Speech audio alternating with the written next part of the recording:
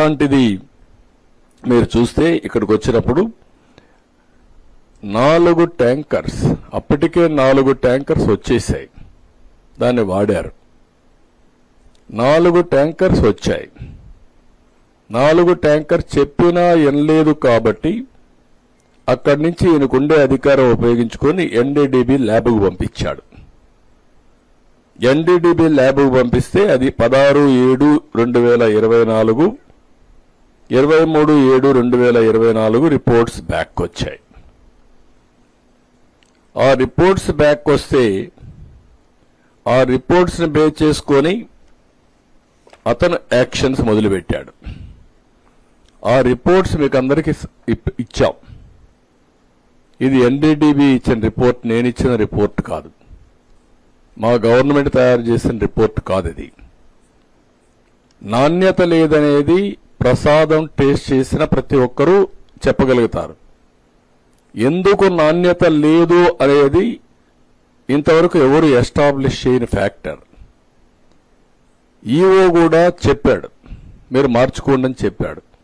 కొంతమంది కొంత ఇంప్రూవ్మెంట్ చూపించారు, దానివల్ల నాణ్యత కొంత పెరిగింది, భక్తుల్లో సాటిస్ఫాక్షన్ పెరిగింది. కానీ పూర్తిగా సాటిస్ఫాక్షన్ వచ్చిందా లేదా ఇంకా టెస్ట్ చేసుకోవాలి ఇంప్రూవ్మెంట్లో. ఎవరైతే ఈ కంపెనీ ఉందో వినకపోతే అది నబార్డ్ ల్యాబ్ పంపించారు ఎన్ఏబిఎల్ అక్రిడిషన్ కోసం. వీళ్ళ దగ్గర అది కూడా లేదు, దానికి కూడా 75 లక్షలే అవుతుంది, అది కూడా లేదు. అది పెట్టుకోవాల్సింది పెట్టుకోలేకపోయారు.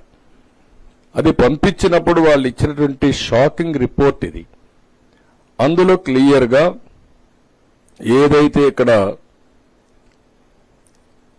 పాయింట్ నెంబర్ 1 ఎస్ వాల్యూ, ఆ ఎస్ వాల్యూకి కోరిలేషన్ విత్ ఏమేమి ఇంగ్రీడియంట్స్ ఉన్నాయో చెప్పే విధానం 86.62 ఎస్ వాల్యూ ఉంది. ఉండవలసింది 98.05 నుంచి 101.95 ఉండాలి.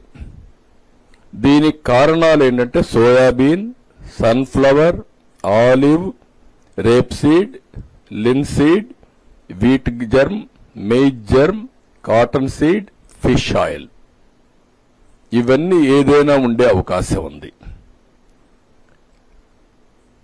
నెంబర్ 3 2 కూడా ఉంది, అది చదవడం లేదు, 3 చదువుతున్నాను.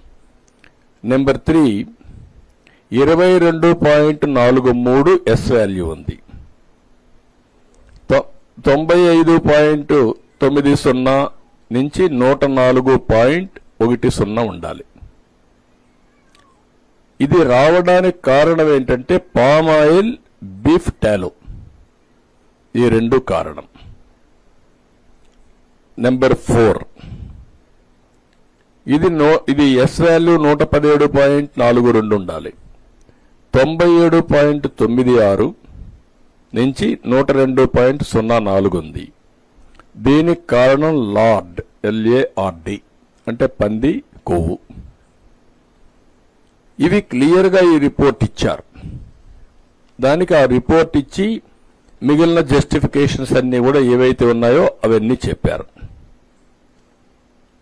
ఇక్కడికి వచ్చినప్పుడు ఇది చూసిన తర్వాత ఈఓ గారు సిన్సియర్గా వాళ్ళకి మెమోలు ఇచ్చాడు. 22/7/2024 మెమో ఇచ్చారు, 23 ఇచ్చాడు, 27 ఇచ్చాడు. వాళ్ళకు రిప్లై ఇచ్చారు, మళ్ళా సెకండ్ మళ్ళా పంపించాడు. ఇవి సీరియస్ గా అతను చేయాల్సిందంతా పెనాల్టీ ఒక 5% వేయడం, వాళ్ళని బ్లాక్ లిస్ట్ లో పెట్టడం, ఇవన్నీ చేసి అబ్జెక్షన్స్ అన్ని వాళ్ళు చేసినట్టు కూడా మళ్ళా పంపించి ఆ రిపోర్ట్ పెండింగ్ ఉంది. అంటే వాళ్ళపైన యాక్షన్స్ అని చేసుకుంటున్నాడు.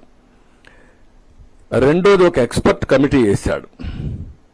ఎక్స్పర్ట్ కమిటీ వేసి ఎవరైతే కొంతమందిని ఈ ఫీల్డ్ లో బాగా సురేంద్రనాథ్ అని dairy expert and former principal and scientist NDRI Bengaluru, Vijayabhaskar dairy expert Hyderabad, Swarnalatha senior assistant professor, Mahadevan IIM Bengaluru, వీళ్ళందరితో కమిటీ వేసి కమిటీ రికమెండేషన్లు తెప్పించి దానిపైన యాక్షన్ స్టార్ట్ చేశాడు.